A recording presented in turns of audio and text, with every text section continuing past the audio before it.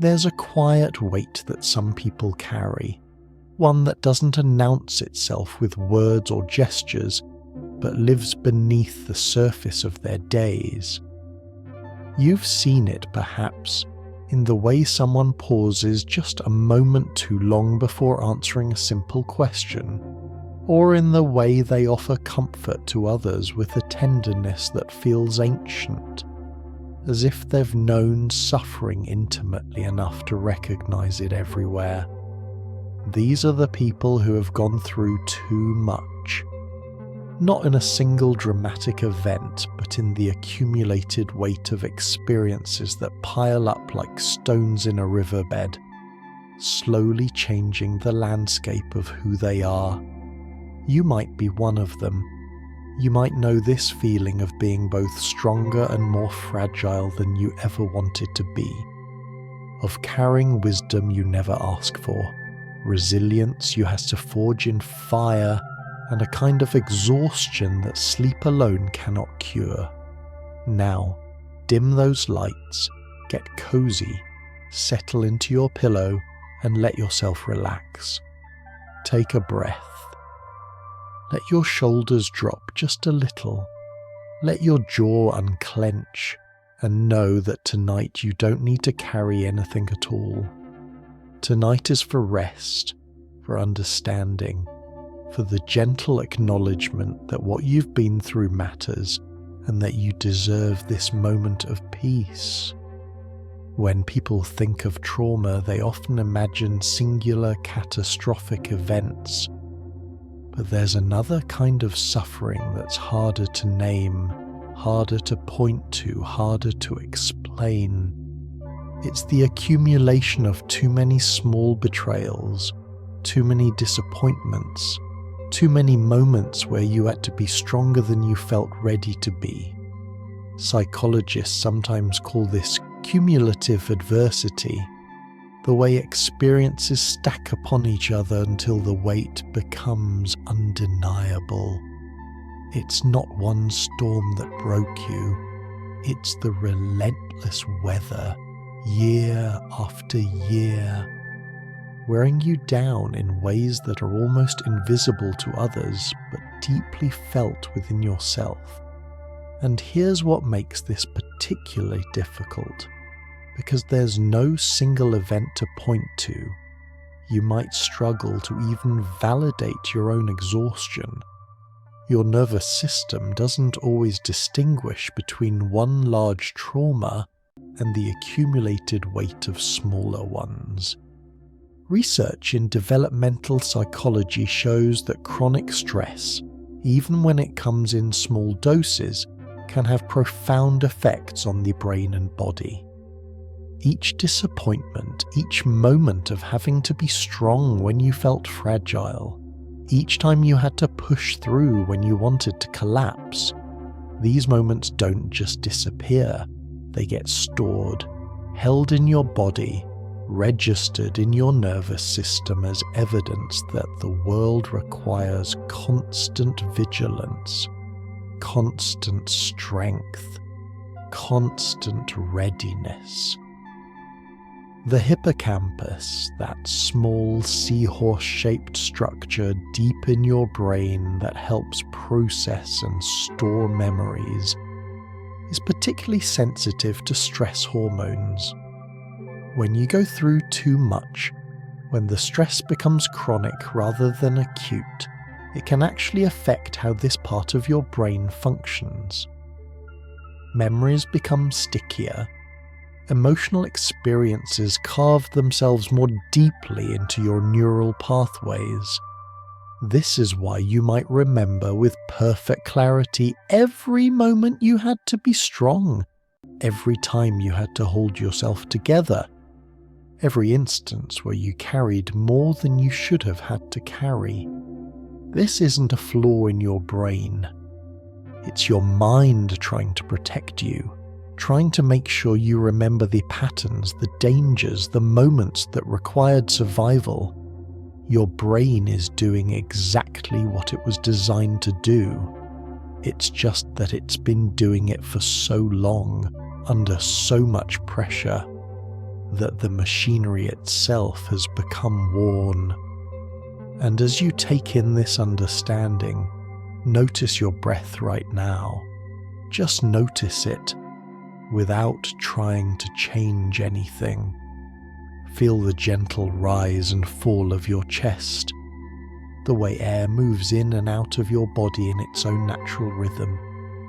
You don't need to control it or deepen it or fix it in any way.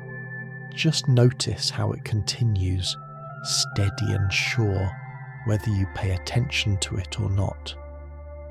Feel where your body makes contact with the surface beneath you. Your shoulders, your back, your hips, your legs. Let yourself feel held by that surface. Let gravity do its work. Let your jaw soften if it's clenched. Let your tongue rest gently in your mouth. Let the tiny muscles around your eyes release just a little. This pattern of accumulation, this way your experiences have piled up over time, it makes complete sense. You're not being dramatic when you feel exhausted. You're not exaggerating when you feel like you've been through too much. The weight is real. The impact is real. Your nervous system has been working overtime, perhaps for years, perhaps for decades, trying to keep you safe, trying to help you navigate a world that kept asking more of you than you felt ready to give. That's not weakness, that's not failure, that's the profound cost of survival. You don't need to figure anything out about this tonight. You don't need to trace back through all the moments, catalogue all the experiences, understand exactly how each piece contributed to the whole. You can simply know that it makes sense. You can simply acknowledge that yes, you have been through too much, and yes, that has left its mark, and yes, you deserve rest. Let the thoughts slow down a little. Let your body sink deeper into comfort. You're safe here in this moment. You can let go of the need to analyze or understand or fix. And as you drift a little deeper, something else emerges, another pattern worth understanding gently. When you've been through too much, your nervous system learns to scan for danger even when danger has passed. You walk into a room and immediately note the exits. You read the micro expressions on people's faces, searching for signs of anger or disappointment before they've even spoken. This isn't paranoia. It's a survival mechanism that served you once but now runs in the background of your life like a program you can't quite close. Your body learned that safety is temporary, that peace is fragile, and even now, in moments of genuine calm, some part of you remains alert, waiting for the other shoe to drop. It's exhausting, this constant vigilance, and yet it feels impossible to let it go. Researchers who study trauma and chronic stress have found that one of the most persistent effects is this state of hypervigilance.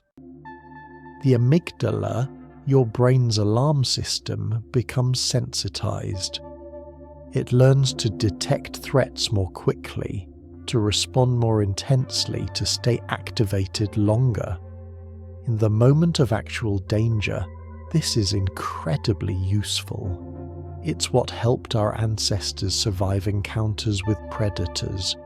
It's what helped you survive whatever you went through. But when the danger is past, when you are actually safe, the amygdala doesn't always get the memo. It keeps scanning, keeps alerting, keeps preparing you for threats that may never come. This means that even in peaceful moments, your body might be producing stress hormones. Your heart rate might be slightly elevated. Your muscles might be subtly tensed, ready to fight or flee. You might startle easily at unexpected sounds. You might feel a low-level anxiety that never quite goes away, a background hum of unease that colours everything. And the cruelest part is that you might not even realise this is happening. It's become your baseline, your normal, the way you've learned to move through the world. Other people might not understand this. They might tell you to relax, to not worry so much, to just let things go. And you might wish you could. You might desperately want to feel the kind of ease and safety that others seem to access so naturally. But your nervous system is operating on years of data that taught it. Safety is not to be trusted, that letting your guard down is dangerous, that vigilance is what keeps you alive. Notice your shoulders right now. Are they up near your ears? Are you holding tension there, bracing against something that isn't actually happening in this moment? See if you can let them drop just a little, not forcing anything, just inviting a bit of softness. Feel the weight of your arms heavy and relaxed. Let your hands rest wherever they are, palms open or closed, however feels natural. Your fingers can be loose, free of any gripping or holding. Let your wrists soften. This hypervigilance you carry, it's not your fault. It's not something you chose. It's what your nervous system learned to do to keep you safe when you needed that protection. And there's something almost tender about that, isn't there? Your body, in its ancient wisdom, trying to protect you, trying to make sure you never get hurt again. Even if the cost is this constant state of readiness, this exhaustion that comes from never fully resting, your nervous system is doing what it thinks is best for you. You don't need to solve this tonight. You don't need to figure out how to turn off the vigilance or force yourself into a state of ease. You can simply acknowledge that this is what's happening, that it makes sense given what you've been through, and let yourself rest anyway. Right here, right now, in this moment, you are safe. Your body might not fully believe that yet, but you can remind it gently. You're safe. You can rest. You can let your guard down just for these few hours of sleep. Let yourself sink a little deeper. Let the need to scan and monitor and prepare fade into the background. And as you do, as you soften just a bit more, another truth emerges about what too much experience does to a person. There's a particular kind of knowing that comes from suffering, a depth of understanding that you never wanted but cannot unknow. You learned about loss before you learned about love. You understood betrayal before you understood trust. You became fluent in survival before you ever got to be fluent in joy. And now, even in your moments of happiness, there's a bittersweetness, an awareness of how quickly things can change, how fragile good things can be. Other people might call this wisdom, and perhaps it is, but it's the kind of wisdom that came at a cost you would never have chosen to pay. You see the world with clarity that others might lack, but sometimes you wish you could see it with more innocence instead. This kind of wisdom, earned through pain, changes how you move through the world. You notice things other people miss. You can sense when someone is struggling even when they're trying to hide it. You understand complexity, nuance, the way things are rarely as simple as they seem. You know that people can be both good and harmful, that love can coexist with hurt, that life rarely offers clean resolutions. This understanding runs deep, woven into the fabric of who you are. but it's a heavy understanding to carry. When you were young, perhaps you believed in fairy tales, in happy endings, in the idea that if you were good enough or tried hard enough, everything would work out. Experience taught you otherwise. You learned that sometimes bad things happen to good people. That effort doesn't always lead to reward, that you can do everything right and still end up hurt. These lessons carved themselves into your worldview, creating a kind of psychological armor that protects you from naivety, but also from the lighter, more hopeful way of seeing that you once had. Your peers, the ones who haven't been through as much, might still carry that lighter perspective. They might make plans without considering all the ways things could go wrong. They might trust more easily, hope more freely, expect good outcomes without the shadow of doubt. And sometimes you might envy them, might wish you could still access that kind of uncomplicated optimism. But you can't unknow what you know. You can't unsee what you've seen. The wisdom is permanent, even when you wish it wasn't. Take a breath now, a slow, gentle breath. Feel the air moving through your body, cool as it enters, warm as it leaves. Notice how your chest expands and contracts, how your belly rises and falls. This breath, this simple act of breathing, it's been with you through everything, through all the hard moments, all the lessons you didn't want to learn, all the wisdom that came too early. Your breath has been there, keeping you alive, keeping you going. Let yourself connect to that now, to this most basic, most faithful companion. This wisdom you carry, this knowing that came from pain, it's both a burden and a gift. Yes, it means you can't be naive anymore. Yes, it means you see the darkness as well as the light. But it also means you have depth, substance, a capacity to understand human complexity that is rare and valuable. People who have been through too much often become the most compassionate, the most insightful, the most real, because they know that life is not simple, that suffering is universal, that everyone is carrying something. You don't have to make peace with this wisdom tonight. You don't have to decide whether it was worth the cost or figure out how to balance it with hope.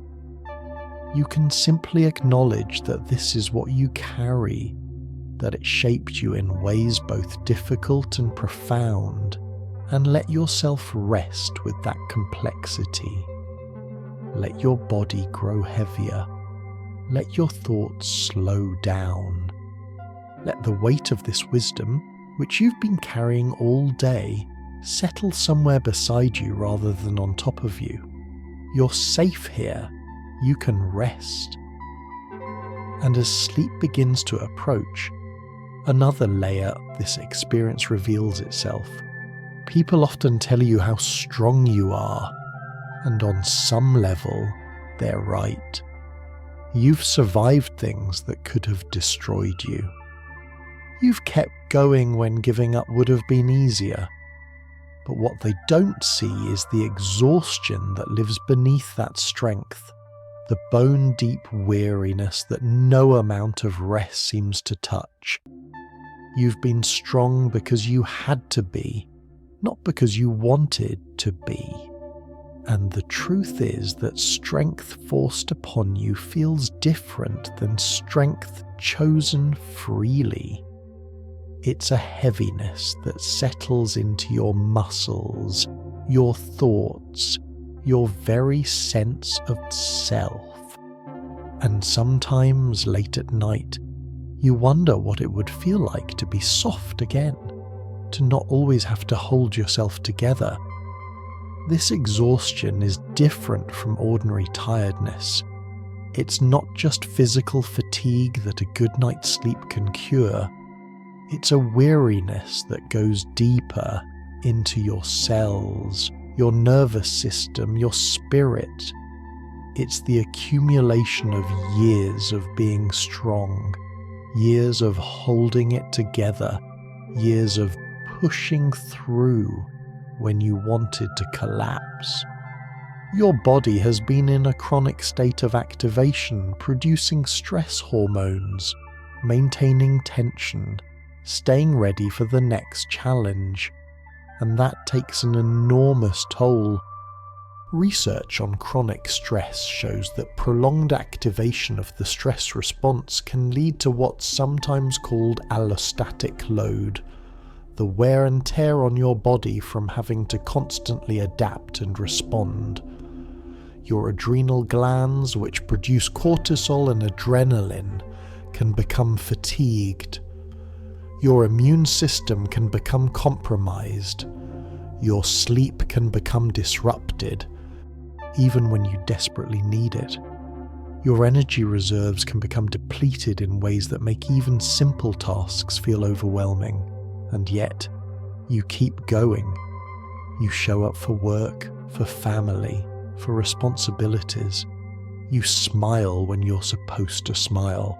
You function, even when functioning feels impossible. Because that's what people who have been through too much learn to do. They learn to push past their own limits, to ignore their body's signals that it needs rest, to keep moving forward no matter how exhausted they feel. It becomes a kind of automatic response. This pushing through until you might not even remember what it feels like to truly rest. Let your jaw soften now, all the way. Let your teeth separate slightly. Let your tongue rest loose in your mouth. Feel your face, all the tiny muscles around your eyes, your forehead, your cheeks. Let them go soft. Your whole face can relax, can release the expression it's been holding, can simply be neutral and at ease. Your neck can soften too. Your throat can be open and easy. Let your head feel heavy on the pillow, fully supported, no need to hold it up. This exhaustion you feel, it's valid, it's real. It's not laziness or weakness or a lack of willpower. It's the natural consequence of having been through too much for too long. Your body is tired, your mind is tired, your spirit is tired, and that's okay. That makes sense. You're not supposed to be able to push indefinitely without rest.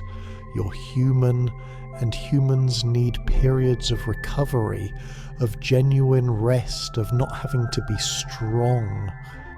You don't need to solve your exhaustion tonight.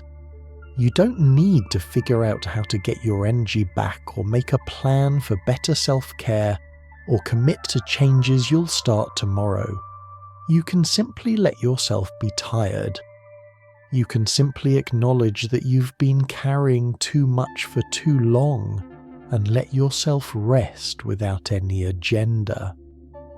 Let your body sink deeper into the surface beneath you. Let the weight of your exhaustion be held by something other than your own effort. You're safe here. You can stop being strong for a while. You can let yourself simply be held by this moment, by this darkness, by this permission to rest. And as you do, as you sink a little deeper into this softness, something else about your experience comes into focus. When you've been through too much, good things can feel dangerous. Joy feels fragile. Love feels like a risk. Success feels temporary. Because your experience has taught you that good things end, that safety is an illusion, that what's given can just as easily be taken away.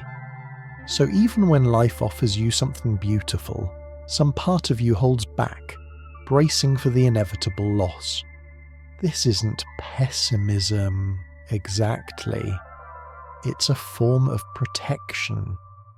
Your nervous system learned that hope can hurt, that attachment leads to pain, and even now, when your mind knows that not everything will be taken from you, your body hasn't quite caught up. You want to trust the good things you do, but the muscle memory of loss is strong. This protective mechanism makes sense. If every time you opened your heart, you got hurt, your nervous system would learn to keep your heart guarded. If every time you let yourself feel happy, something happened to take that happiness away, you would learn to brace yourself, even in moments of joy. If every time you felt safe, the ground shifted beneath you, you would learn that safety is temporary and not to be trusted. These are not conscious choices. These are adaptive responses, ways your nervous system learned to minimize pain. But the cost of this protection is high. It means you might struggle to fully enjoy the good moments when they come. There's always a part of you waiting, watching, expecting the other shoe to drop. Someone tells you they love you, and instead of pure joy, you feel a mix of happiness and fear. You get good news, and your first thought is how long it will last. You have a peaceful day, and you can't quite relax into it because you're waiting for whatever comes next. The good things become tinged with anxiety, with the anticipation of loss, with the knowledge that nothing lasts forever. This can make relationships particularly difficult. When someone gets close to you, you might find yourself pulling back, creating distance to protect yourself from the pain of inevitable abandonment. Or you might do the opposite, clinging too tightly, trying to hold on to them so desperately that you push them away. Neither response feels good, but both come from the same place, the deep fear that anyone you let in will eventually leave. That love is always temporary. That connection always ends in loss. Notice your hands right now. Are they holding tension, gripping, or clenching? See if you can let your fingers unfurl, let your palms open, let your wrists soften. Feel the weight of your arms, just letting them rest wherever they are. There's nothing to grip, nothing to hold on to, nothing to control in this moment. You can let your hands be soft and loose, completely at rest. This difficulty trusting good things, it's not a character flaw. It's not you being negative or pessimistic or ungrateful. It's your nervous system trying to protect you based on what it learned. And while that protection might have been necessary once, while it might have saved you from even deeper pain, it also keeps you at a distance from joy, from connection, from the kind of peace that comes from trusting that good things can last. You don't need to force yourself to trust tonight.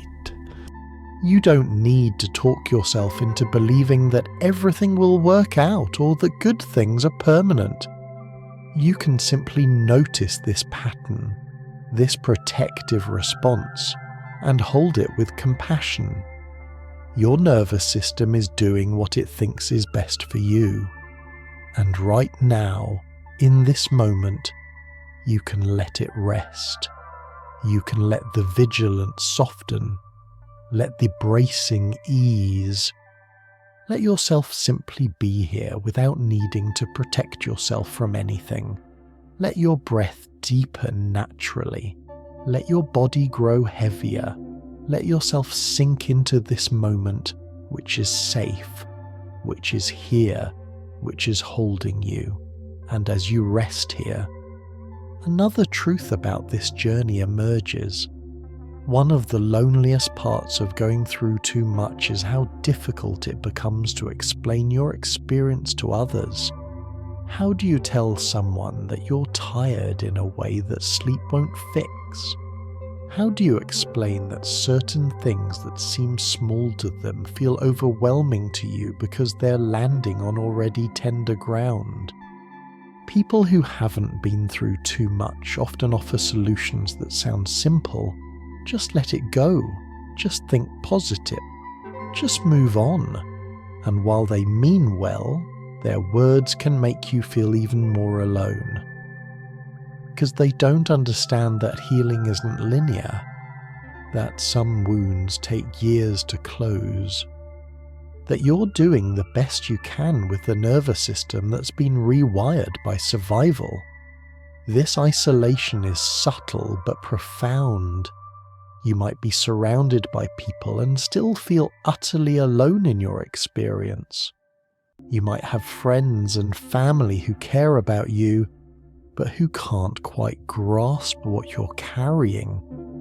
They see the surface, the version of you that functions and shows up and gets things done, but they don't see the effort it takes. The constant internal work of managing triggers and emotions and exhaustion. They don't see how hard you're working just to appear normal. And when you try to explain it, the words often fail. How do you describe the weight of too much without sounding dramatic? How do you articulate the exhaustion without sounding like you're complaining? How do you express that you're not okay without pushing people away or making them uncomfortable? So often you end up saying you're fine when you're not, nodding along when people offer simple solutions that don't apply to your complex reality, keeping the truth of your experience locked inside where no one else can see it. This can lead to a kind of double life. There's the public you, the one who functions and manages and keeps it together. And then there's the private you, the one who falls apart when no one's looking, who carries this enormous weight in silence, who knows that the gap between how you appear and how you feel is vast and unbridgeable. That gap itself becomes exhausting to maintain. Let your chest soften now, your whole torso releasing and settling. Feel your belly, how it rises and falls with each breath. You don't need to hold it in or control it in any way. Let it be soft and natural, moving with your breath. Feel your back against the surface beneath you, your shoulder blades, your spine, all supported and held. You don't have to hold yourself up. You can let yourself be held. This isolation, this feeling of being misunderstood, it's one more thing you carry.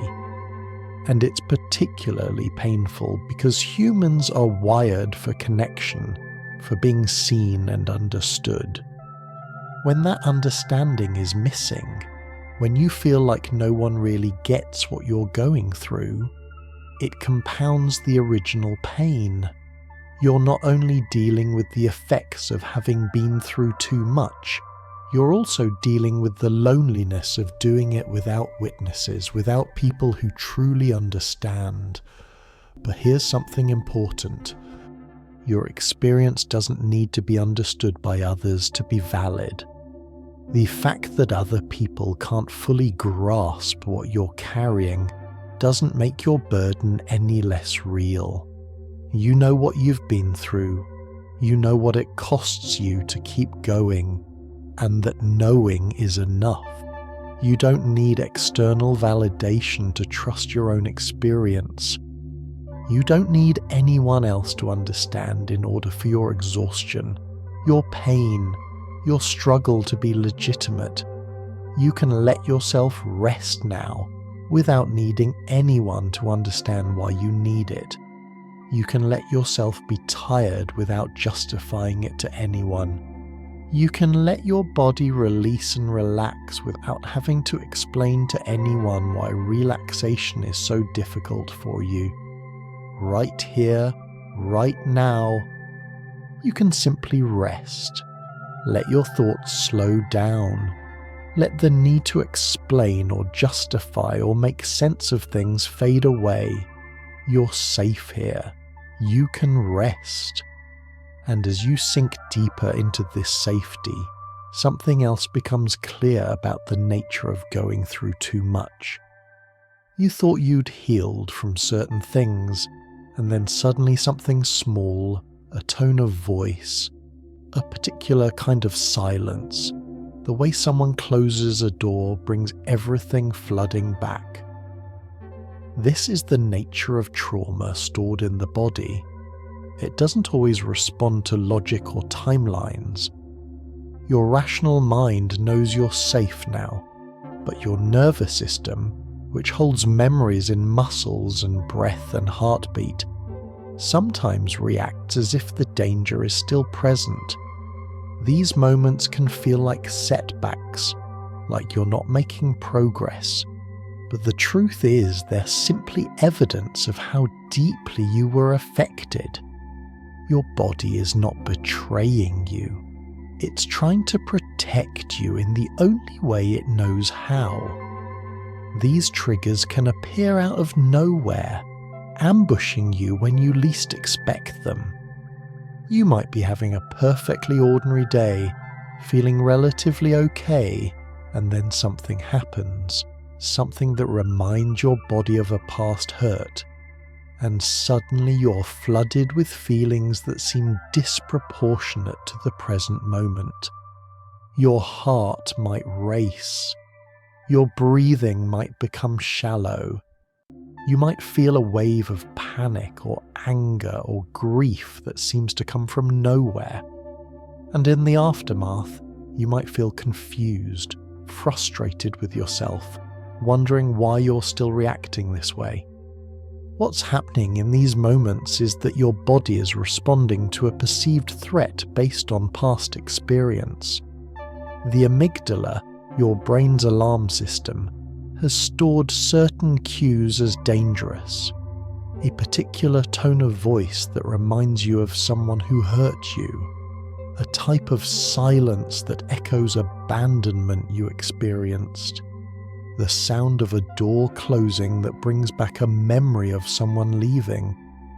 These cues bypass your rational thinking and go straight to your body's emergency response system, triggering the same physiological reaction you had during the original experience. This is not a failure of healing. This is simply how trauma works.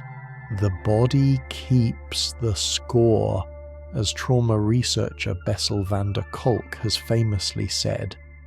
Even when your mind has processed and understood what happened, even when you've done therapy or self-work or all the things you're supposed to do to heal, your body might still carry the memory. These somatic memories can persist for years, sometimes for a lifetime, creating moments where the past intrudes into the present in ways that feel overwhelming. Feel your legs now, how heavy they are. Your thighs, your knees, your calves, your ankles. Let them sink into the surface beneath you, fully released, fully supported. Your feet can be completely relaxed, all the tiny bones and muscles letting go, your toes soft and loose. Your whole body, from your head to your feet, can be heavy and at rest, held by what's beneath you. These triggering moments, these times when the past floods into the present, they're exhausting and disorienting, but they're also information. They're your body telling you that something still needs attention, that some wound is still tender, that some part of you is still trying to process what happened. And while it might not feel like it in the moment, these reactions are actually part of your healing. not evidence that you're broken. You don't need to figure out all your triggers tonight. You don't need to map every connection between past and present, or understand every response your body has.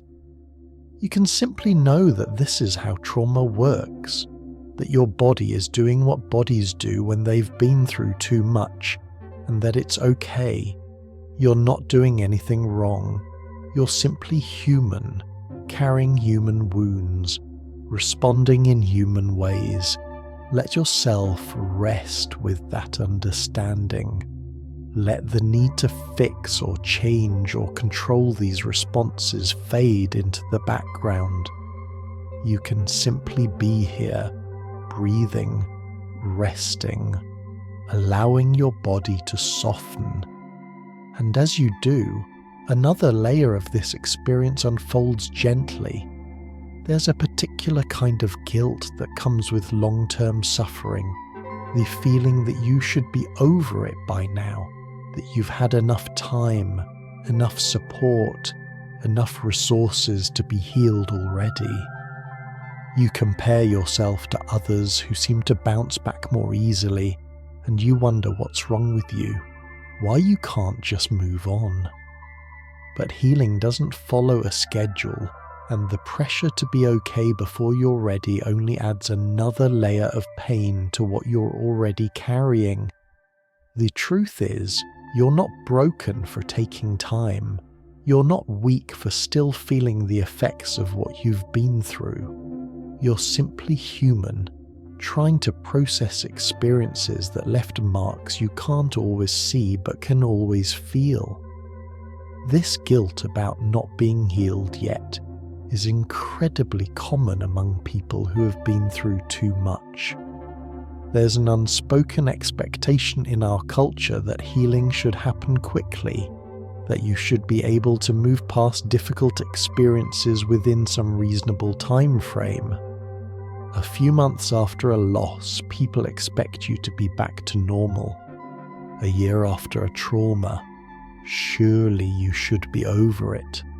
And if you're not, if you're still struggling years later, there's an implication that you're somehow failing at healing, that you're not trying hard enough or not doing the right things. But healing from significant experiences doesn't work on a timeline. The depth and duration of your healing process is proportional to the depth and duration of what you went through. If you experienced years of cumulative adversity, it makes sense that healing would take years. If your experiences fundamentally changed your nervous system, rewired your brain, altered your sense of self and safety, it makes sense that returning to a sense of wholeness would be a long, complex process. And yet, you might feel guilty about this. You might look at other people who seem to recover more quickly and wonder what you're doing wrong. You might feel like a burden to the people around you, like you should be better by now so you don't have to keep talking about your struggles or needing support. You might push yourself to appear healed before you actually feel healed, wearing a mask of wellness to make others more comfortable. This self-imposed pressure to be okay is exhausting. It means you're not only dealing with the original pain, you're also dealing with shame and guilt about still being in pain. You're judging yourself for not being further along, for not being stronger, for not being able to just get over it already. And that judgment becomes another wound, another weight to carry on top of everything else. Let your face relax completely now, every tiny muscle releasing. Your forehead smooth, your eyebrows soft, your eyelids heavy and still, your cheeks loose, your jaw hanging open just slightly. Your lips barely touching or slightly parted, however, is natural. Your whole face can be peaceful and at rest, no expression to hold, no appearance to maintain. Here's what you need to know. There is no should when it comes to healing. There is no timeline you're supposed to follow, no standard you're supposed to meet. Your healing unfolds at exactly the pace it needs to unfold. Every person's journey is different because every person's experience is different, and every person's nervous system, history, resources, and support system is different. Comparing your healing to anyone else's is like comparing apples to oceans. It makes no sense. You're not broken for taking time. You're not failing for still struggling. You're simply in process, which is exactly where you're supposed to be. Healing is not a straight line. It's not a steady upward trajectory. It's more like a spiral where you revisit the same themes and wounds at different levels, each time with a little more understanding, a little more capacity, a little more healing. Progress is not always visible, but it's happening slowly in its own time. You can let go of the guilt now, at least for tonight. You can let go of the pressure to be better or different or further along than you are. You can simply be exactly where you are, which is here, right now, resting, breathing, allowing yourself to be held by this moment. You're doing the best you can, and that's enough. It's more than enough. Let your body sink deeper. Let your breath slow down. Let yourself rest without judgment, without expectation, without any pressure to be anything other than exactly what you are. And as you rest here, something important shifts in how you see yourself. Let yourself settle a little deeper now as we sit with something important. Your resilience was forged in circumstances you never chose, and while others might admire it, you know the cost. You know that resilience isn't always a gift. Sometimes it's simply what happens when breaking down wasn't an option, and that's okay to acknowledge. You can be both strong and tired. You can be both capable and in need of rest. Your body has carried you through so much, and right now, in this moment, it's okay to let it rest. Notice your breath moving in and out, steady and sure. You don't need to be strong tonight. You can simply be here, held by this moment, allowing yourself to soften just a little. This resilience, this strength that others see in you, it's real. It's there. You have survived things that were not easy to survive. You have kept going through circumstances that could have broken you completely. There is genuine strength in that, genuine courage, genuine fortitude. But it's important to honour the whole truth, which is that this strength came at a cost, and you're tired from having had to be so strong for so long. Resilience is often celebrated in our culture, held up as an ideal to aspire to. But what gets left out of that celebration is how resilience is built, through repeated experiences of having to adapt, to cope, to survive things that you shouldn't have had to survive. Resilience is not something you wake up with one day. It's forged through difficulty, through pain, through having no other choice but to find a way forward. And while it might make you capable and strong, it also leaves you exhausted and sometimes resentful of having had to become so capable in the first place. You might wish you could have been softer, more trusting, less vigilant. You might wish you hadn't needed to develop such thick armor, such careful strategies for protecting yourself. You might wish you could have kept some of the innocence or naivety or lightness that you had to give up in order to survive. And those wishes are valid. It's okay to be proud of your strength and also grieve what that strength cost you. Feel your whole body now, from the top of your head to the tips of your toes. Notice how it's resting here, held by the surface beneath you.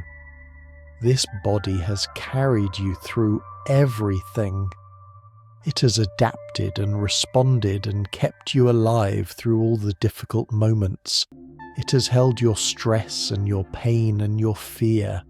And right now it's asking for rest, for gentleness, for permission to stop being so strong for a while. You can give it that permission. You can let your body know that right now, in this moment, it doesn't have to be resilient or strong or capable. It can simply be tired. It can simply rest. Every muscle can release. Every system can slow down. Every protective mechanism can take a break. You're safe here. Nothing requires your strength right now. Nothing needs your resilience. You can simply breathe and rest and let yourself be held. This moment is a gift you can give yourself. This permission to stop performing strength, to stop being resilient, to simply be human and tired and in need of rest. Your body will respond to this permission by softening, by releasing tension you might not have even known you were holding, by beginning to trust that maybe, just for tonight, it's safe to let go. Let yourself sink deeper into that trust. Let your breath guide you down into deeper rest. You don't have to carry anything right now.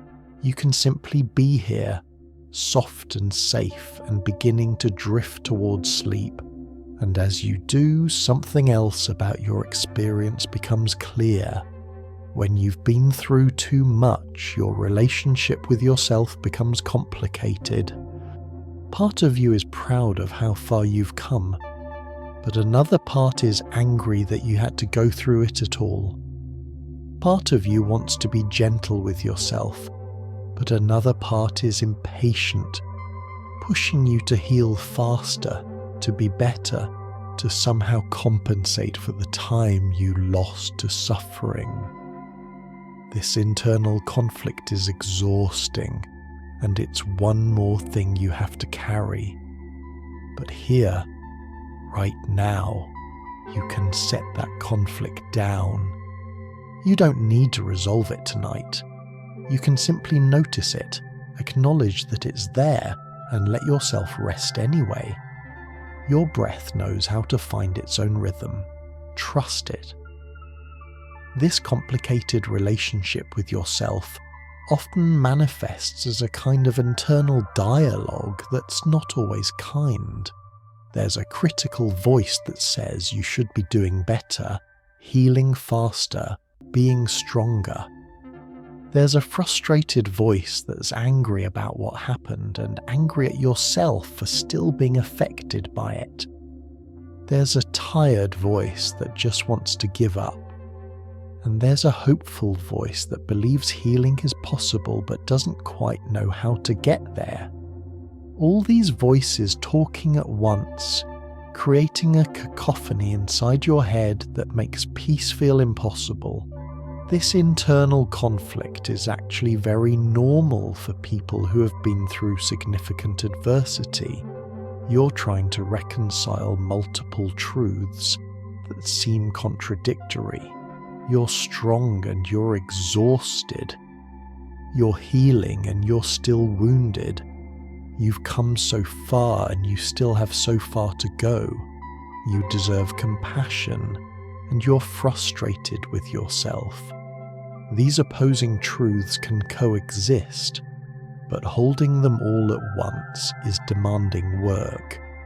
Sometimes the conflict shows up as pushing yourself too hard, setting standards you can't quite meet, getting angry when you have setbacks or difficult days. Other times it shows up as being overly gentle with yourself to the point of avoiding necessary growth. You might swing between extremes, sometimes being your own harshest critic and other times being so permissive that nothing changes. Finding balance, finding a way to be both compassionate and encouraging with yourself, is genuinely difficult. Notice your breath now, how it's moving. Is it shallow or deep, fast or slow? You don't need to change it, just notice it. Your breath is always there, always available as an anchor when your mind gets too noisy or conflicted. You can come back to it any time. This simple sensation of air moving in and out of your body. It's something you can trust, something that doesn't require you to resolve anything or figure anything out. This internal relationship, this way you talk to yourself and relate to your own experience, it's learned.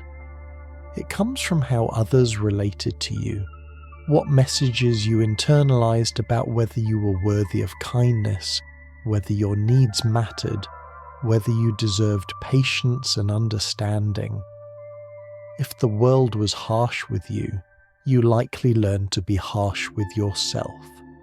If people were impatient with your pain, you likely learned to be impatient with it too. These patterns run deep, but they can change.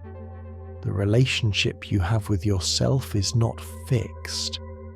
You can learn to speak to yourself more kindly, to hold your own struggles with more compassion, to give yourself the patience and understanding you might not have received from others. It's a practice, something you return to again and again, slowly rewiring the internal dialogue over time. Tonight, though, you don't have to work on that. Tonight you can simply let the conflict rest. You don't have to resolve the tension between pride and anger, between gentleness and impatience. You can let all those voices quiet down, let them fade into the background while you simply rest. Your breath will continue without any effort from you. Your heart will beat without any guidance. Your body knows how to rest even when your mind is complicated. Trust your body. Let it carry you into sleep. And as you do, another pattern becomes visible in the gentle darkness. Somewhere along the way, you learned that you couldn't rely on others to take care of things, so you became the one who handles everything. You became hyper-responsible, perhaps because the adults around you weren't reliable, or because you had to grow up too fast, or because every time you let someone else take the reins, something went wrong. And now, even in situations where you could share the burden, you default to carrying it all yourself. It's not just about control, it's about the deep-seated belief that if you don't do it, it won't get done, or it won't get done right, or someone will get hurt. This hyper-responsibility is another form of vigilance, and it's so very tiring. You can let your shoulders drop now, let your hands rest. Nothing needs to be managed in this moment. This hyper-responsibility often starts young. Maybe you had a parent who was unreliable, who didn't follow through on promises, who couldn't be counted on to handle basic tasks. So you learned to do things yourself, to check and double check, to make sure everything was handled, because if you didn't, things would fall apart. Or maybe you had younger siblings you had to care for, or a family in crisis where you became the one holding things together. Whatever the origin, you learned early that you were the only one you could really count on. And that belief that you're the only reliable one has followed you into adulthood. You might have trouble delegating at work, convinced that if you don't do it yourself, it won't get done properly. You might struggle to ask for help in relationships, believing deep down that people will let you down if you depend on them. You might take on more than you can handle, saying yes to everything because you feel responsible for making sure things work out. And beneath all of this is exhaustion, the bone-deep tiredness that comes from carrying too much for too long.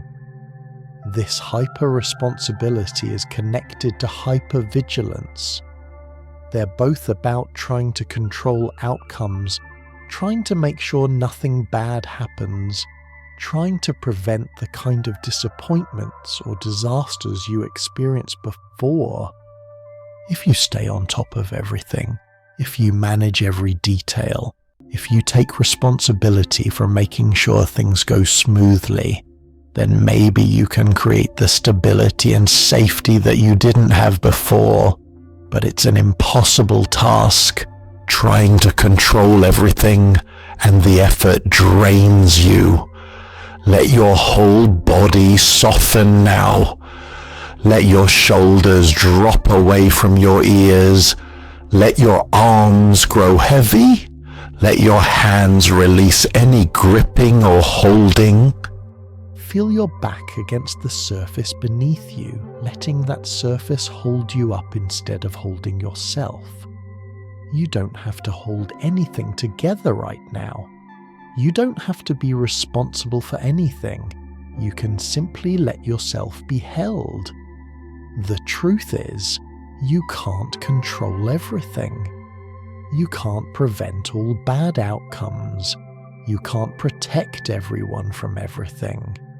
And trying to do so only depletes you without actually creating the safety you're seeking. Real safety doesn't come from controlling every variable. It comes from building resilience, from trusting that you can handle what comes, from accepting that some things are outside your control and finding peace with that.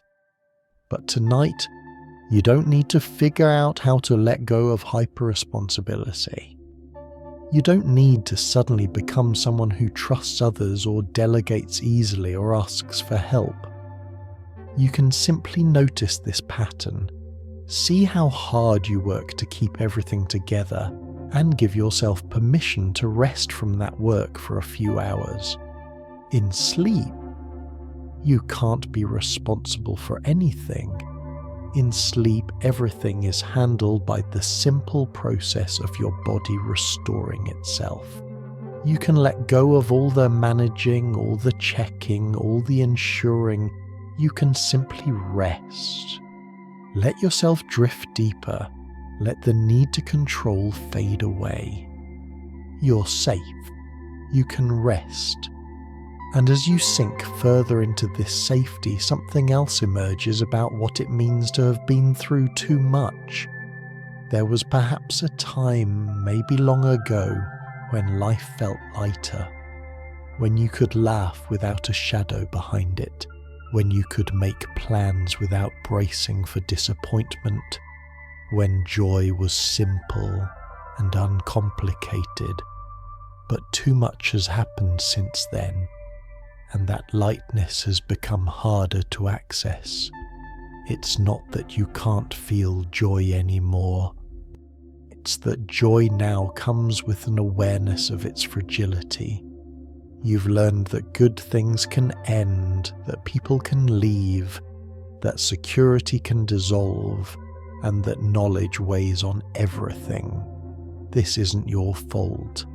This is what happens when experience teaches harsh lessons. And tonight, you don't need to chase that old lightness. You can simply be exactly as you are, with all the weight and wisdom you carry, and let yourself rest here. This loss of lightness is one of the most poignant costs of going through too much.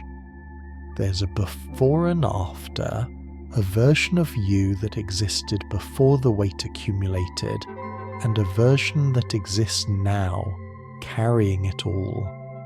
You might remember that lighter version of yourself with a kind of grief, missing the ease with which you used to move through the world, the uncomplicated happiness you could feel, the spontaneity that came naturally. Now, even happy moments are complex. You might be at a party laughing with friends and simultaneously aware that this moment will end, that friendships can dissolve, that nothing is permanent. You might receive good news and feel happiness mixed with anxiety about when the other shoe will drop. You might fall in love and be unable to fully surrender to it because you know how much it will hurt if it ends.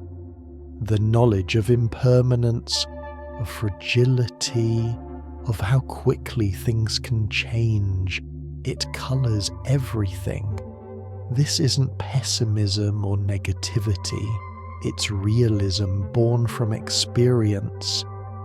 You've seen how quickly joy can turn to pain, how suddenly security can vanish, how unexpectedly loss can arrive, and once you know that, once you've lived it, you can't unknow it. That innocence, that ability to be fully present in happy moments without any shadow of awareness about their temporary nature, it's very difficult to get back. Feel your chest now, your heart space, the center of your being. Notice if there's any tightness or heaviness there. Just notice it without trying to change it. Your heart has felt a lot, held a lot, carried a lot. It knows about both joy and pain, about love and loss, about the complex nature of being alive. Let your heart space soften a little. Let your chest release any holding or protecting. Your heart can rest too. This loss of lightness is a real loss, and it's okay to grieve it. It's okay to miss the version of yourself that could be carefree, that could be spontaneous, that could be optimistic without effort. That version of you was real, and losing access to that way of being is painful. But here's something important, that lightness isn't entirely gone. It's still there, somewhere beneath the weight, beneath the wisdom, beneath the protective layers you've built. It's just harder to access now. Sometimes, in rare moments, you might catch a glimpse of it.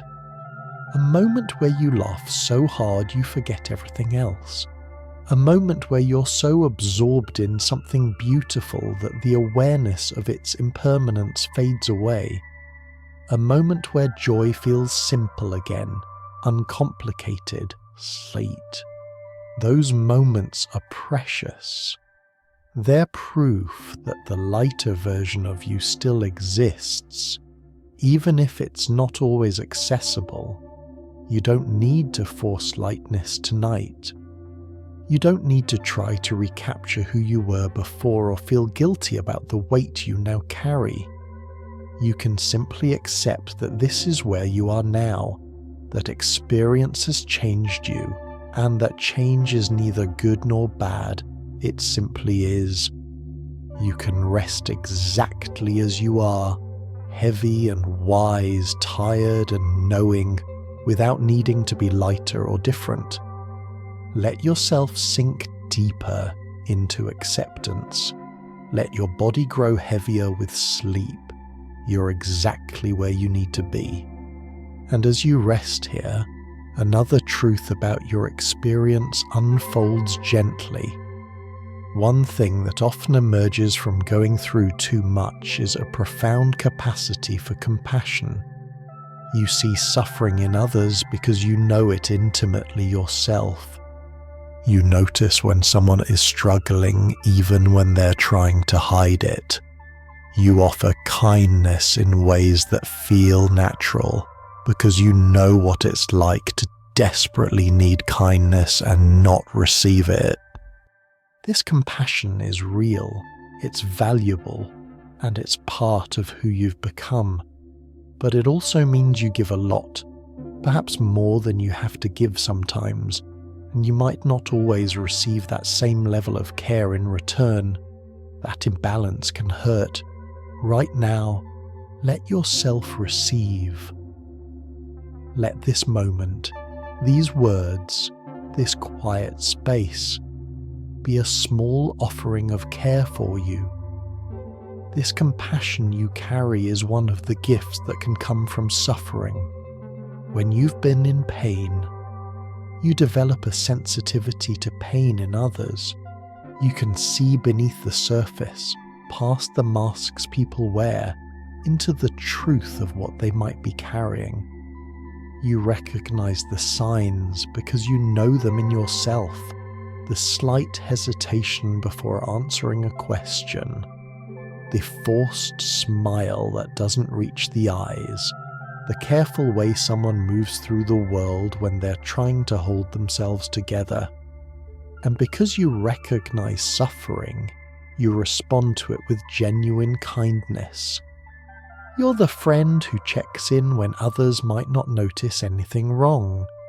You're the person who offers support without being asked, who creates space for others to be real, who doesn't judge people for struggling. You understand that everyone is carrying something, that surface appearances rarely tell the whole story, that compassion costs nothing and can mean everything. This capacity for empathy and compassion is genuinely beautiful. It makes you a healing presence in other people's lives. It means that your suffering, as painful as it was, has been transformed into something that benefits others. That's meaningful, that matters.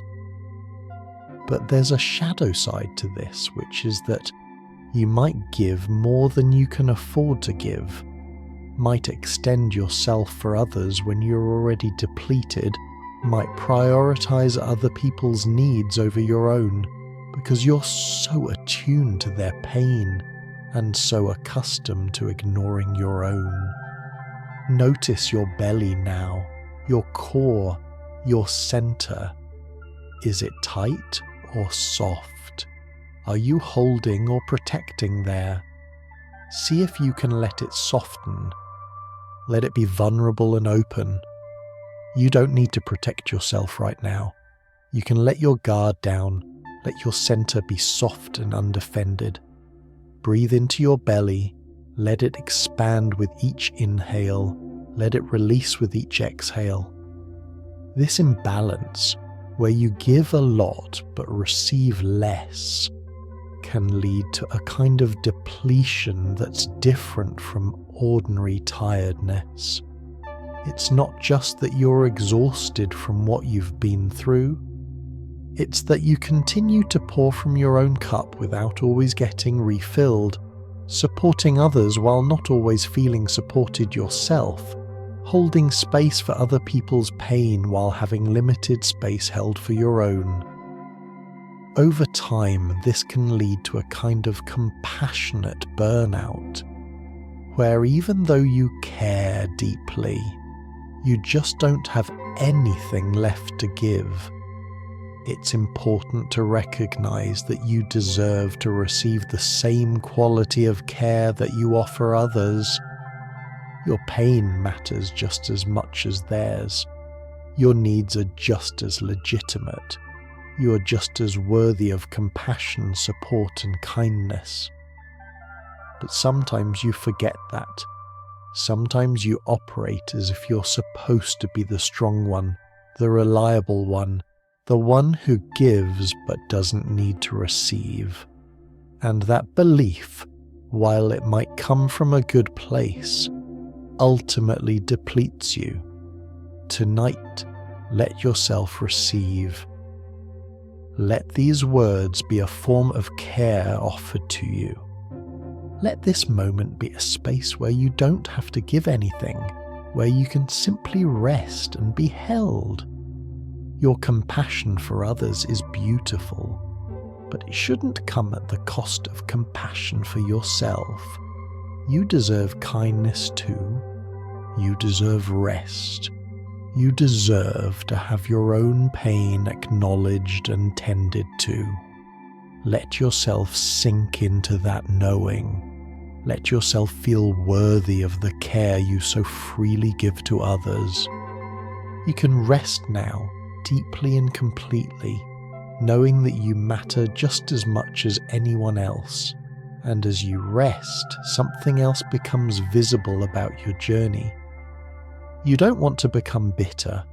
You've seen what bitterness does to people, how it hardens them, closes them off, turns pain into permanent walls. And you're afraid that if you're not careful, all that you've been through will calcify into resentment, into a hardness that you never wanted. So you work to stay open, to stay soft, to keep believing in goodness even when life has given you plenty of reasons not to. This is exhausting work. This constant effort to not let suffering turn you into someone you don't want to be. But here's something gentle to consider. You don't have to work so hard at this right now. You can simply breathe. You can simply be. Your heart knows its own way. Let yourself drift a little deeper into rest. This fear of becoming bitter is common among people who have suffered. You've seen how pain can twist people, how it can make them angry and cynical and closed off. Maybe you've known people who became so hardened by their experiences that they lost the ability to trust, to love, to see beauty in the world. And you don't want that to happen to you. You don't want your suffering to define you in that way, to turn you into someone who's perpetually angry or resentful or shut down. So you make an active effort to stay open. You choose kindness even when you don't feel particularly kind. You look for the good in people even when they've given you reasons to be suspicious. You try to maintain hope, to believe in positive outcomes, to not let cynicism take root. And this effort is admirable. It's a testament to your character that you're fighting to stay soft in a world that's given you reasons to harden. But here's what you might not realize. The effort itself is exhausting you. The constant vigilance against bitterness, the monitoring of your own heart to make sure it's not closing, the pressure to stay positive and open and kind, it's another form of work. Another thing you're managing, another weight you're carrying, and ironically, that weight might be contributing to the very exhaustion and frustration that could eventually lead to the bitterness you're trying to avoid. Let your jaw release completely now. Let it hang loose. Let there be space between your teeth. Let your tongue rest soft and heavy in your mouth. Let all the muscles of your face, your throat, your neck, let them all soften and release. You don't need to hold any expression, maintain any appearance, be any particular way. You can simply be soft and unguarded. Here's a gentler truth. You don't have to work so hard to prevent bitterness. The fact that you're afraid of it, the fact that you don't want to become hardened, that awareness itself is protective. People who become truly bitter don't usually worry about it. They don't monitor their hearts for signs of closing. They don't consciously choose kindness over cynicism. The very fact that you're concerned about staying open means you're probably not in danger of becoming permanently closed. Your heart knows how to stay soft. It knows how to remain tender even in the face of pain. You don't have to force it or manage it or work at it so deliberately. You can trust that your essential nature, the goodness at your core, is resilient enough to withstand suffering without turning into something you don't want to be. You can let go of the vigilance, let go of the effort, and trust that your heart will find its own balance between protecting itself and remaining open. Tonight you can rest from that work. You can stop monitoring yourself, stop trying so hard to stay soft, and simply allow yourself to be whatever you are in this moment. If there's anger, it's okay. If there's hurt, it's okay. If there's a moment of cynicism or bitterness, it's okay. These feelings don't make you a bad person. They don't mean you're becoming someone you don't want to be. They're just part of the human response to suffering. Let them be there without judgment. Let yourself rest without having to be any particular way. Your heart knows how to heal itself. You can trust it. And as you trust and rest, another layer of your experience becomes clear. Your body holds memory in ways your mind sometimes can't access. Tension in your shoulders from years of bracing for impact. Tightness in your chest from holding back tears. Clenching in your jaw from swallowing words you couldn't say. These physical patterns developed as protection, and they're still here, still operating even when the original threats have passed. Healing asks you to gently release these patterns, to teach your body that it's safe now, that it can soften, and that process is slow, so much slower than you might want it to be. Right now, notice where you're holding tension. Your jaw, perhaps. Your shoulders. Your hands. And without forcing anything, just invite a little softness there. Let gravity hold you. Let the surface beneath you carry your weight. This concept of the body keeping the score, of holding trauma in physical form, is something we're only beginning to fully understand. For a long time, psychology focused primarily on the mind, on thoughts and memories and emotions. But research has increasingly shown that trauma and chronic stress are stored not just psychologically but physically, in the tissues and muscles and nervous system of the body itself. When you go through something difficult, your body responds with a cascade of physiological changes. Your muscles tense to prepare for action. Your breathing changes to provide more oxygen. Your heart rate increases. Your digestion slows. All of these responses are adaptive in the moment of threat, preparing you to fight or flee or freeze. But when the threat becomes chronic, when you're in a state of stress or danger for extended periods, these physical responses can become habitual, locked into your body as permanent patterns. This is why you might hold chronic tension in certain areas even when there's no current threat. Your shoulders stay elevated, protecting your neck and head even though no one's coming at you. Your chest stays tight, armoring your heart even though you're not currently being hurt. Your jaw stays clenched, holding back words even though there's no one to fear speaking to. These patterns were necessary once. They protected you. But now they're just tension, just holding that exhausts you and limits your capacity to relax fully. Feel your shoulders now. Really feel them. Are they up near your ears? See if you can let them drop. Let them melt down toward the surface beneath you. Feel the weight of your arms, how heavy they are, how gravity wants to pull them down. let them be heavy. Let your shoulders be soft and loose, releasing all the holding, all the bracing, all the tension that's been living there perhaps for years. Releasing these somatic patterns is gentle work. You can't force your body to let go. You can't command it to stop being tense. The body responds to safety, to genuine felt safety, and that takes time to establish.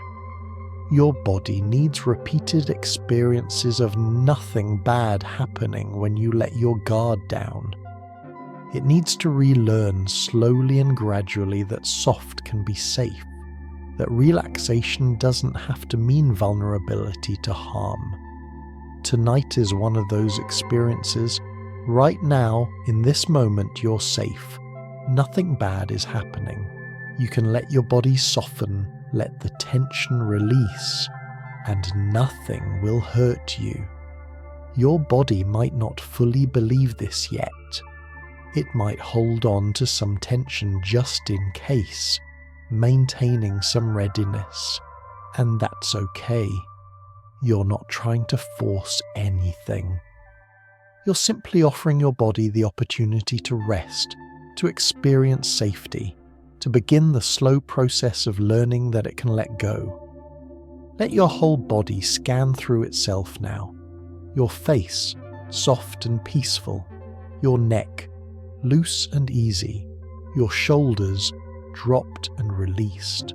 Your arms, heavy and relaxed. Your chest, open and breathing freely. Your belly, soft and moving with each breath. Your back, sinking into support. Your hips, heavy and still. Your legs, like stones. Completely at rest. Your feet, released and forgotten. Your whole body from head to toe resting, softening, beginning to trust that it's safe to let go. And as you rest here in this deepening softness, something else emerges about the nature of your experience. Here's something that might sound contradictory. Sometimes struggle feels more familiar than peace. You've been in survival mode for so long that rest can actually feel uncomfortable, even threatening. When things are calm, you might find yourself waiting for disaster, creating problems to solve because at least that feels like territory you know how to navigate. This isn't self-sabotage, not really. It's your nervous system trying to maintain equilibrium in the only way it knows. But peace is learnable, rest is learnable. You don't have to figure that out tonight. You can simply practice being here, in the quiet moment, noticing that right now, nothing is required of you. Your breath continues on its own. Your heart beats without effort. You are held. This pattern, where struggle feels more comfortable than ease, is one of the paradoxical effects of going through too much. Your nervous system has been calibrated to expect difficulty. It's become so accustomed to stress, to problems, to things being hard, that when things are suddenly easy or peaceful, it doesn't quite know what to do with that. The lack of struggle can actually register as a kind of threat, a sign that you're not prepared, that you're letting your guard down, that something must be wrong. So in moments of peace, you might find yourself creating tension. Maybe you start worrying about potential problems that haven't happened yet. Maybe you pick a fight with someone close to you, creating conflict where there wasn't any.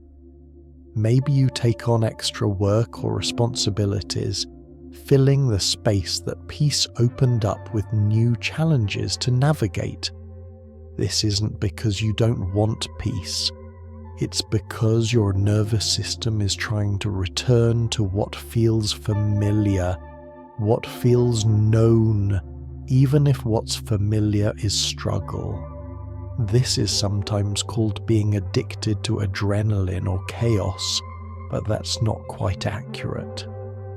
You're not pursuing struggle because you enjoy it.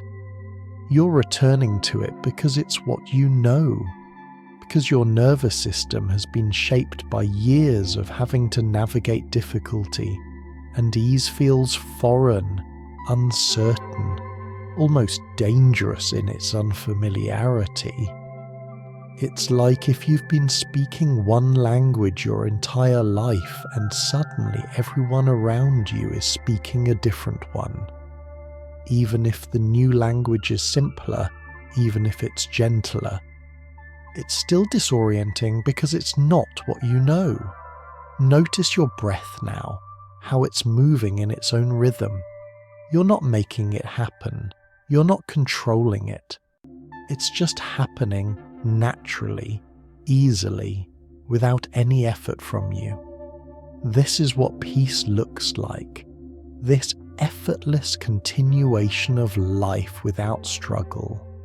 Your body knows how to do this. Your heart knows how to beat without you making it happen. Your breath knows how to flow without you managing it. You can trust these natural processes. You can let yourself be held by the ease of your own basic functioning. Learning to tolerate peace, to accept ease, to be okay when things are going well, it's actually a form of healing. It's teaching your nervous system that not everything has to be hard, that rest is not dangerous, that you can let your guard down without something bad immediately happening.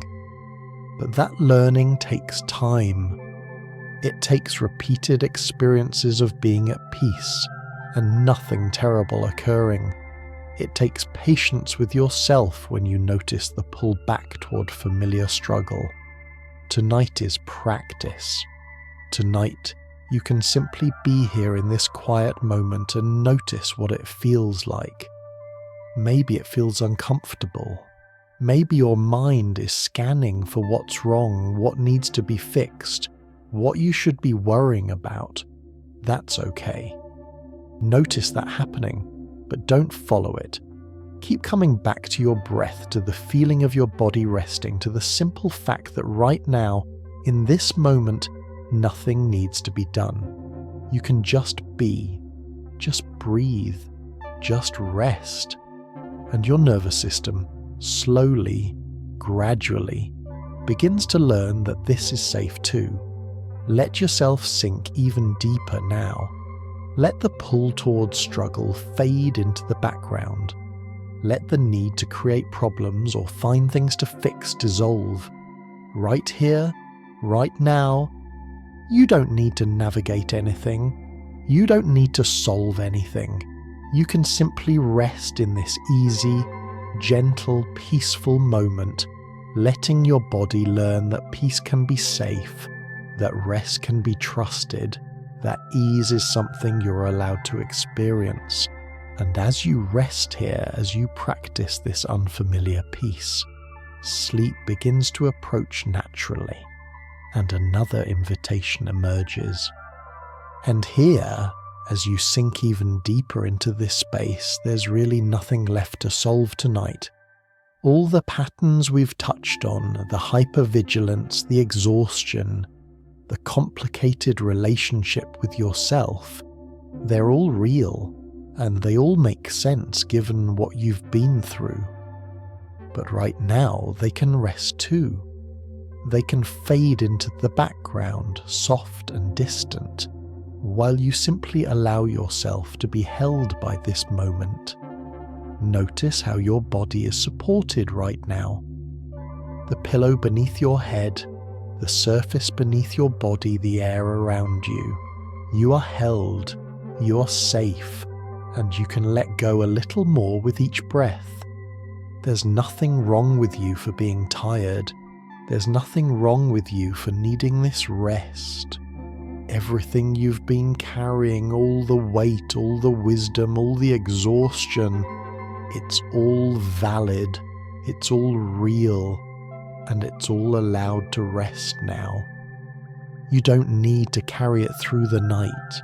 You can set it down here in this safe space and simply let yourself be without the burden of all that history, all that pain, all that accumulated too muchness.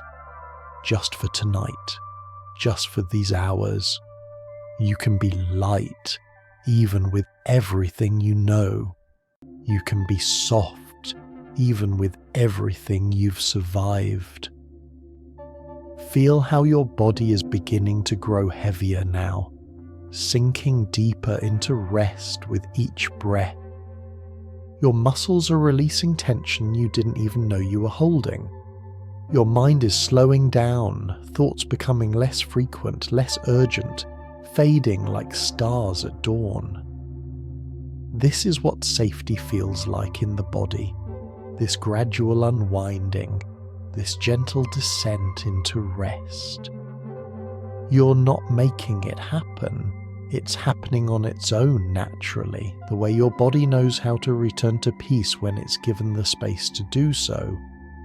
Your breath is so soft now, barely noticeable, just a gentle rise and fall, in and out, carrying you deeper with each cycle. Your face is completely relaxed, smooth and peaceful. Your shoulders have dropped, your arms are heavy, your chest is open and easy. Your belly rises and falls, soft as waves on a quiet shore.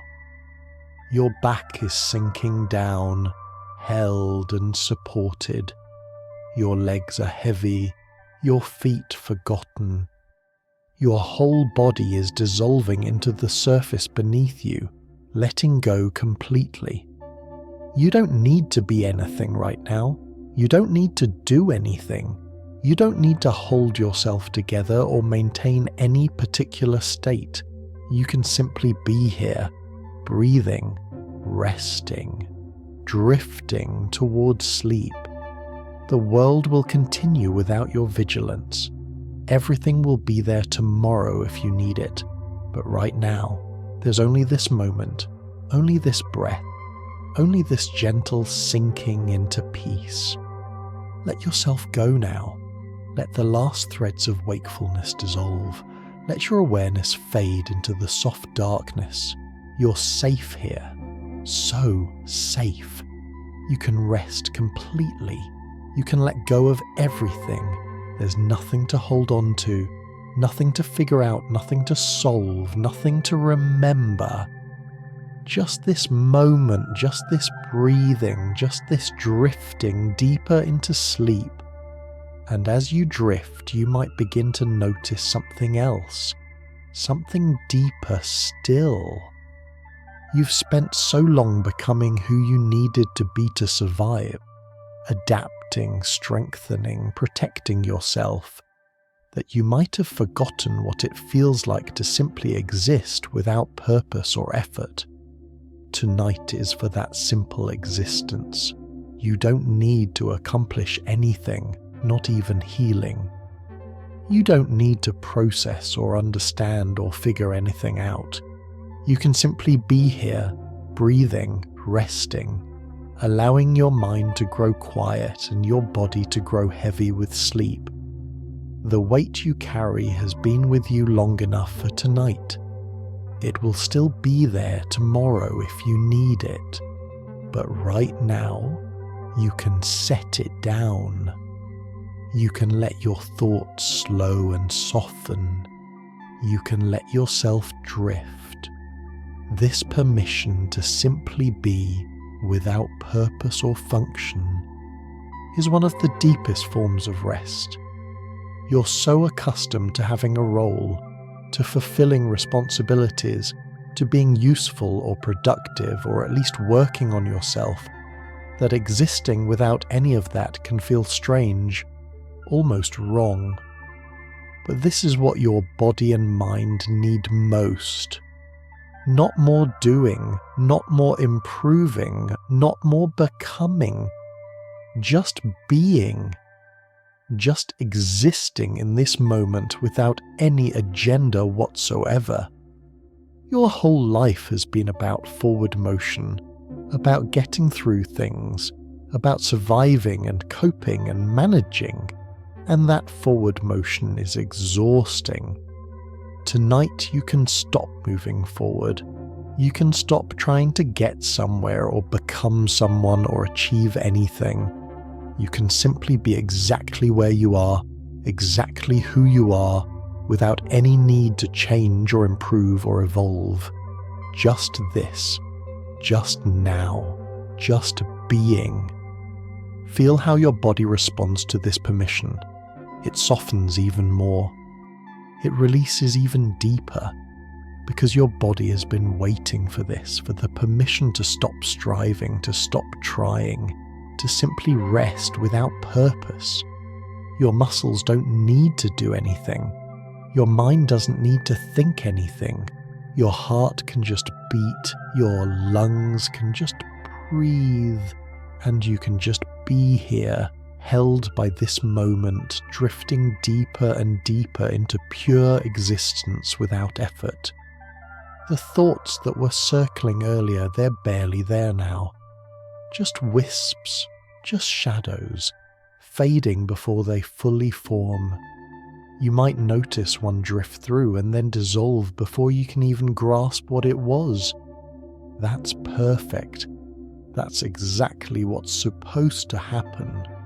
Your mind is letting go, releasing the need to think or analyze or understand. It's settling into the quiet, into the dark, into the soft space where sleep lives. Let yourself sink deeper still, deeper than before, deeper than you've gone yet tonight, down into the soft, warm darkness where nothing matters, where nothing needs to be done, where nothing exists except this gentle floating, this peaceful drifting. You're safer here, so safe. You can let go completely. You can trust that your body will keep you alive while you rest, that your breath will continue, that your heart will beat, that everything will be taken care of without any effort from you. There's nowhere else you need to be. There's nothing else you need to do. There's no one else you need to be. Just this, just here, just now, just resting, just breathing, just drifting away into sleep. Let yourself go completely now. Let the last bits of awareness fade. Let consciousness dissolve into the peaceful darkness. You can sleep now. You can rest now. You can let go now. Everything is okay. Everything can wait. You can sleep. And as you release into that sleep, something continues to hold you. Something soft and sure. And as you settle even further, you might notice how quiet things are becoming.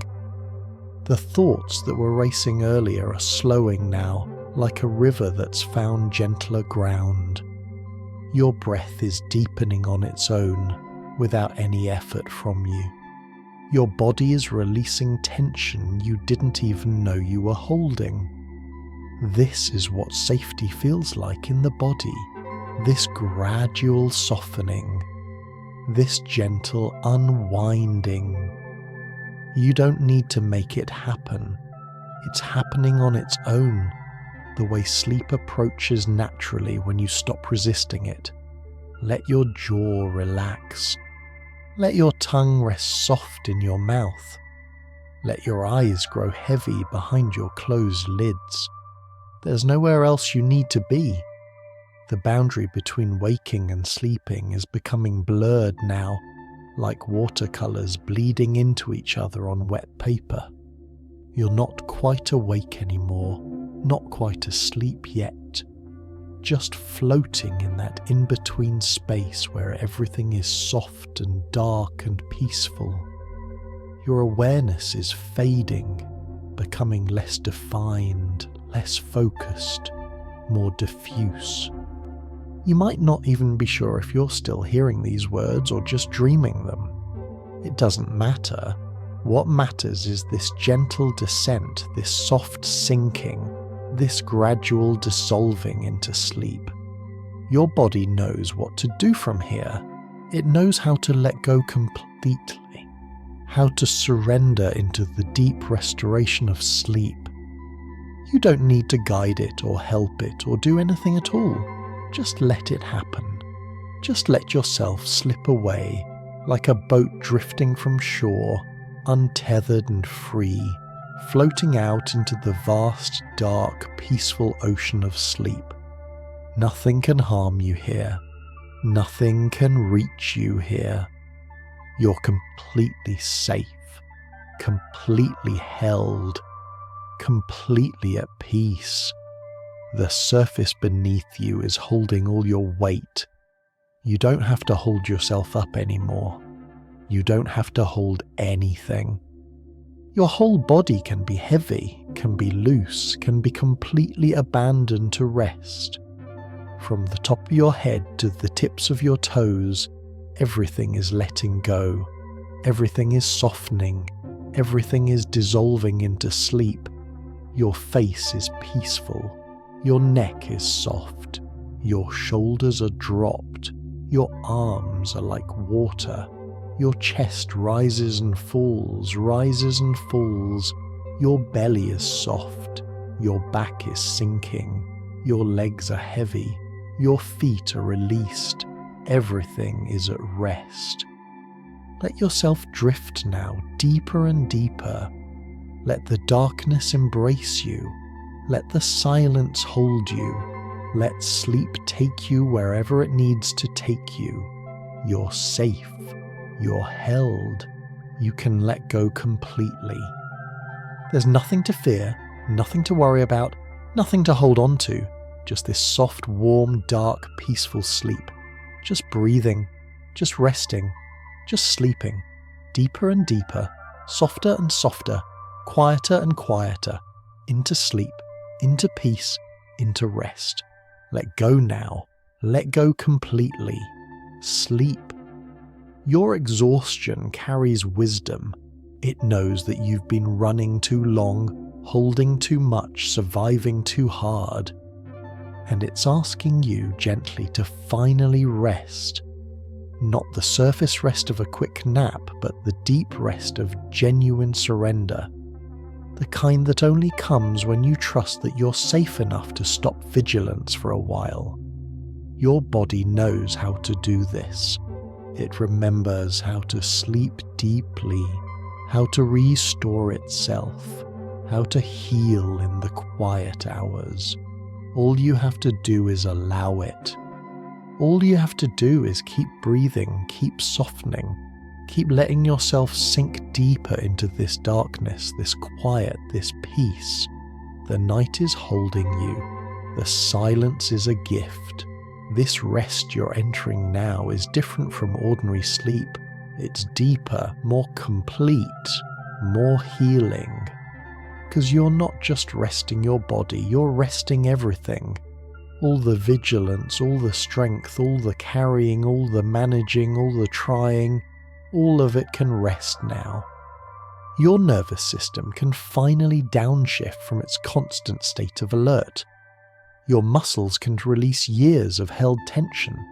Your mind can stop scanning for danger. Everything can finally rest. And in this deep rest, healing happens.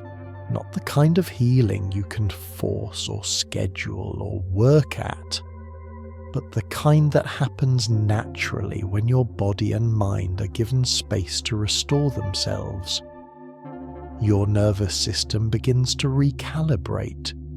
Your stress hormones begin to balance. Your tissues begin to repair. Your memories begin to integrate. All of this happens without your conscious effort, in the deep darkness of sleep while you simply rest. You don't need to understand how healing works. You don't need to guide it or help it or make it happen. It happens on its own, in its own time, in its own way. All you need to do is sleep. All you need to do is rest. All you need to do is let go and trust that your body knows what to do. that it's been waiting for this opportunity, that it will use these hours of rest to do the repair work it hasn't been able to do while you've been pushing through your days. So let yourself sleep now, deeply, completely, without reservation. Let yourself drift away into the darkest, quietest, most peaceful sleep you've had in longer than you can remember. Let the weight of everything you've been carrying dissolve into the darkness. Let the tension in your body melt away. Let the thoughts in your mind fade to nothing. Let yourself be held by the night, cradled by the silence, wrapped in the soft, warm darkness of deep, healing sleep. Your breath is barely there now, just a whisper, just the faintest movement. Your body is completely still, completely relaxed, completely at peace. You might not even be aware of where you are anymore, of your body. For the room around you, you've drifted so deep that nothing exists except this soft, dark, peaceful space. And that's exactly right. That's exactly where you need to be. Let yourself stay there. Let yourself sink even deeper. Let yourself sleep. Everything is okay. Everything can wait until tomorrow. Right now, there's nothing to do, nothing to be, nothing to think about. Just this gentle, soft, warm sleep. Just breathing, just resting, just drifting deeper and deeper. You're safe. You're held. You're at peace. Sleep now. Sleep deeply. Sleep well. Let go. Let go completely. Sleep. Everything is growing softer now, isn't it? The boundary between waking and sleeping is becoming blurred, like watercolours bleeding into each other on wet paper. Your thoughts are drifting away before they fully form, and that's exactly right. That's exactly what's supposed to happen. You don't need to hold on to anything right now. Not understanding, not memory, not even these words. They're just here to keep you company as you slip deeper into sleep, like a gentle hand on your shoulder, a quiet presence that asks nothing of you. Let yourself drift. Let yourself float. Let your breath carry you deeper into rest with each slow exhale. There's nothing to resist. There's nothing to fear. There's only this gentle descent into sleep. You're right at that place now, right at the threshold where consciousness begins to dissolve, where awareness becomes something softer, something dreamlike, something that exists in the space between waking and sleeping. You might not even know if you're still awake or if you've already begun to dream. The line has become that blurred, that soft, that indistinct, and that's perfect. That's exactly where you need to be. Your body has become so heavy now, so completely relaxed, that you might not even be sure where it ends and the surface beneath you begins. You've melted into the bed, into the pillow, into the darkness around you.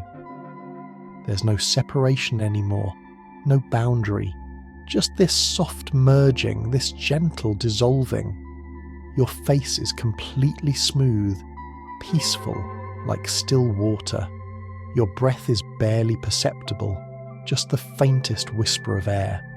Your heartbeat is slow and steady, a quiet rhythm in the dark. Let yourself sink deeper now, deeper than you've gone yet, down into the softest, darkest, quietest place where nothing exists except rest, except peace, except sleep. Down where dreams live, where consciousness fades completely, where you can finally let go of everything and simply float in the vast, warm darkness. You're safe there. So safe. Nothing can reach you there. Nothing can disturb you. You can rest completely without any part of you remaining alert or aware or on guard. The memories you've been carrying, the weight you've been holding, the exhaustion that's lived in your bones, it can all rest now. It can all fade into the background, soft and distant, like sounds from another room, barely there, while you drift deeper and deeper into sleep. You don't need to hold on to any of it. You don't need to carry it through the night. It will be there tomorrow if you need it, but right now, it can rest, the way you're resting, dissolving into the peaceful darkness. Your whole body is releasing now, completely, finally letting go of years of held tension, years of bracing, years of being ready for whatever might come. It doesn't need to be ready anymore, not tonight. Tonight it can simply rest, can simply be soft and loose, and completely abandoned to sleep. Every muscle is heavy, every system is slowing, every part of you is settling into the deepest rest you've known in so long. Let yourself go now. Let the last threads of consciousness dissolve. Let awareness fade completely into sleep. There's no need to hold on, no need to stay present, no need to be aware of anything at all. You can disappear completely into sleep, into the dark, into the quiet, into the vast and peaceful nothingness where true rest lives. Let go completely, let yourself sleep. And here in this deep quiet, you can finally let go of the story of too much. You can let go of the weight of what you've carried, the vigilance, the strength you never wanted, the wisdom that came too soon. Not forever, just for tonight, just for these hours of rest. Your body knows what to do with this release. It knows how to use sleep for healing, how to soften the sharp edges of memory, how to restore what's been depleted. You don't need to guide this process. You don't need to understand it.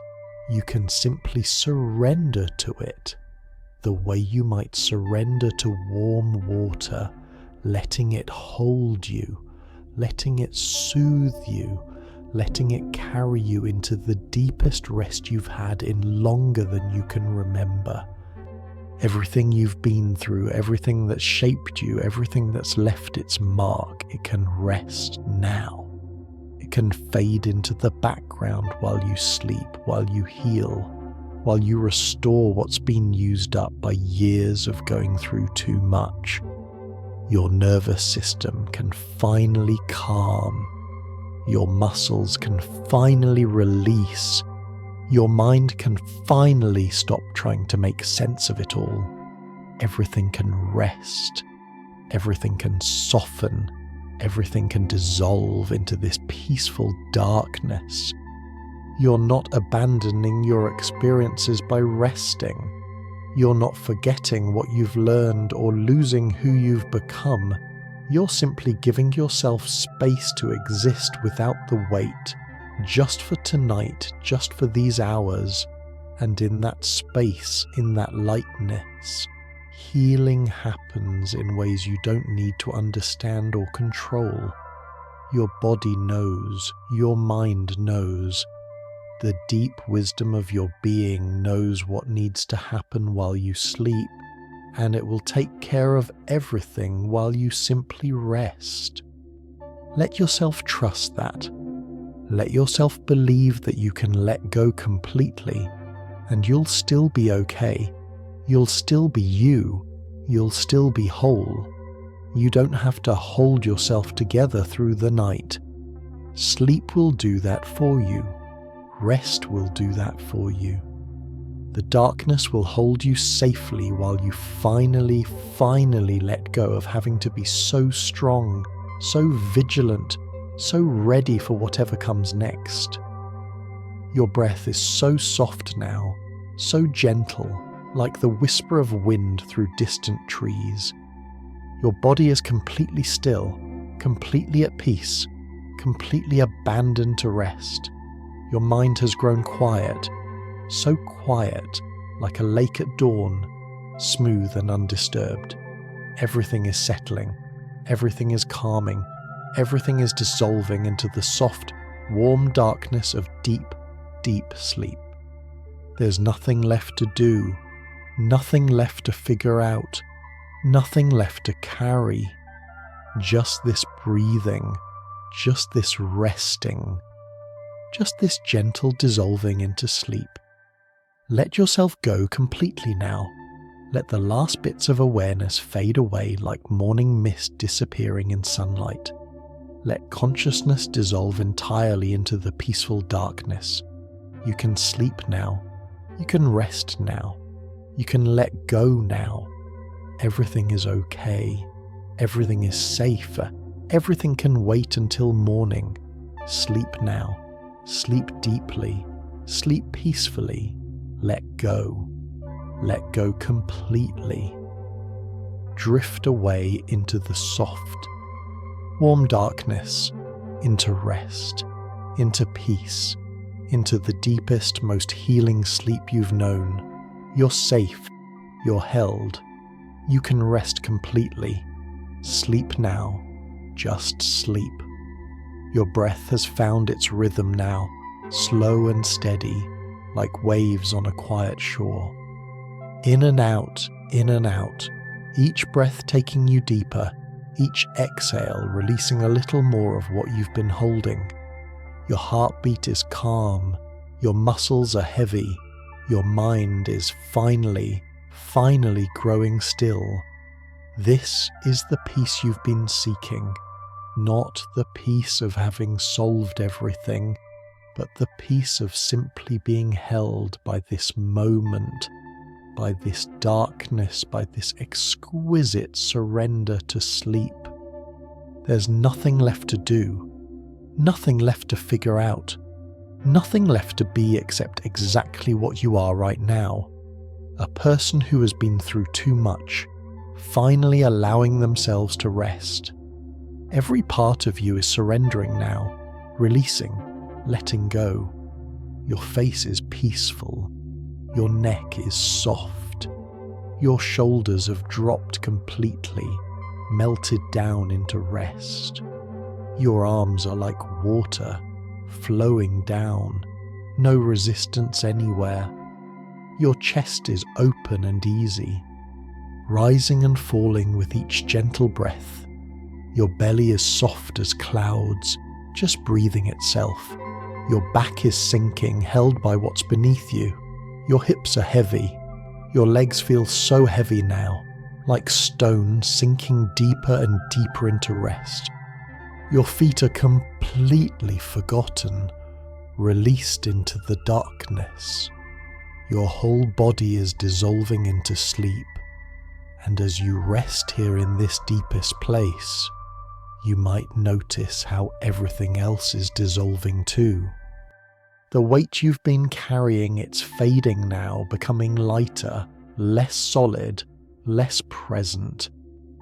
The vigilance that's been running in the background, it's quieting, shutting down, giving way to trust that just for tonight, just for these hours, you're safe without it.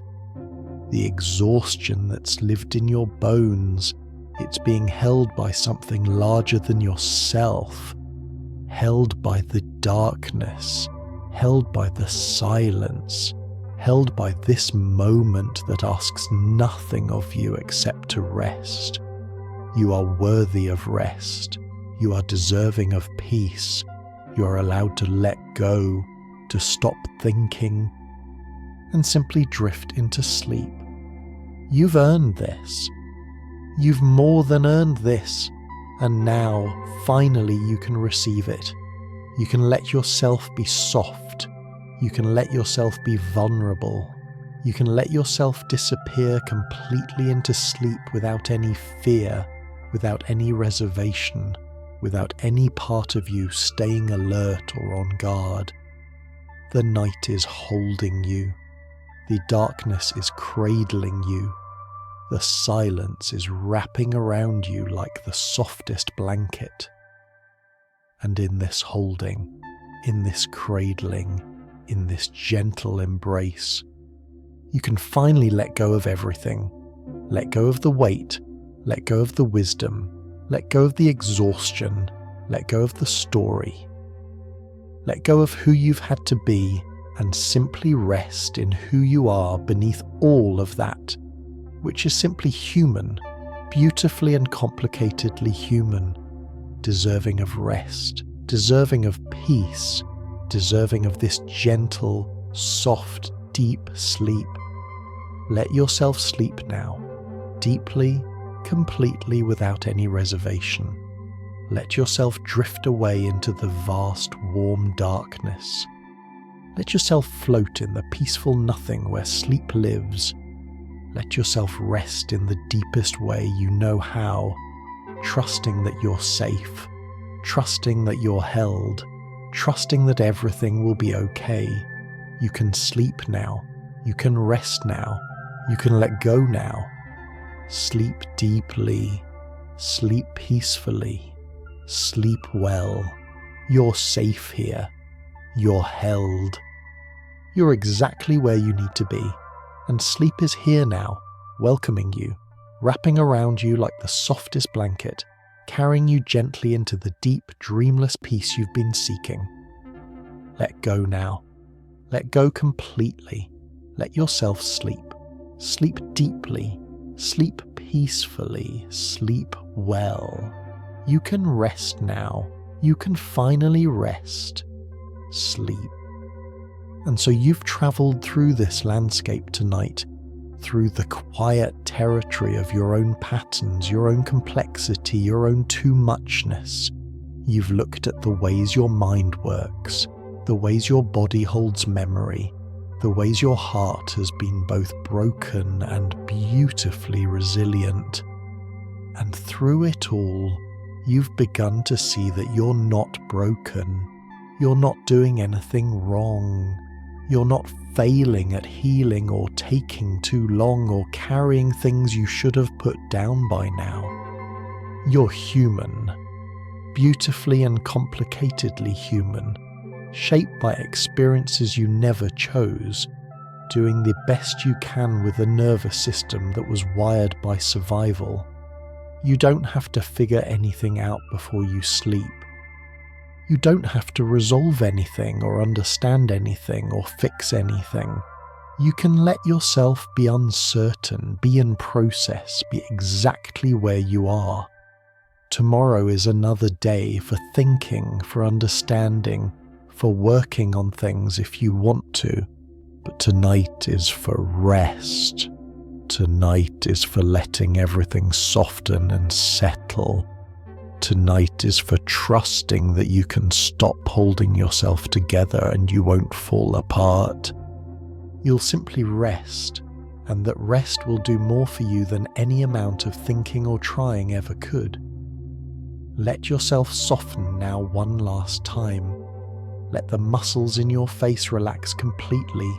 Let your jaw unclench. Let your shoulders drop. Let your whole body settle into the surface beneath you, heavy and loose and completely at peace.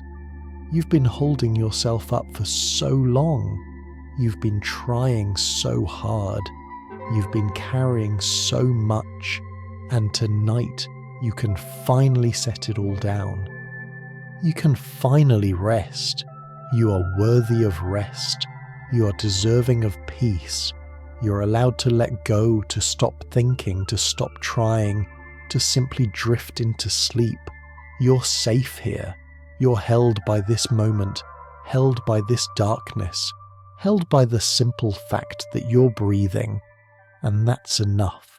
You don't need to do anything else. You don't need to be anything else. You can simply rest. Let yourself drift deeper and softer now into sleep. Let your breath carry you down into the peaceful darkness. Let your body grow heavier with each exhale. Let your mind grow quieter with each passing moment. You can let go completely now. You can sleep deeply. You can rest fully. There's nothing to hold on to, nothing to worry about, nothing to figure out, just this gentle sinking, this soft dissolving, this peaceful drifting into sleep. You can let go completely now. You can sleep deeply. You can rest peacefully. Everything is okay. Everything is safe. Everything can wait until morning. Right now, there's only this soft, warm, dark, peaceful sleep. Only this breathing. Only this resting. Only this gentle drifting away into the night. You're safe. You're held. You can sleep now. Sleep deeply, sleep peacefully, sleep well.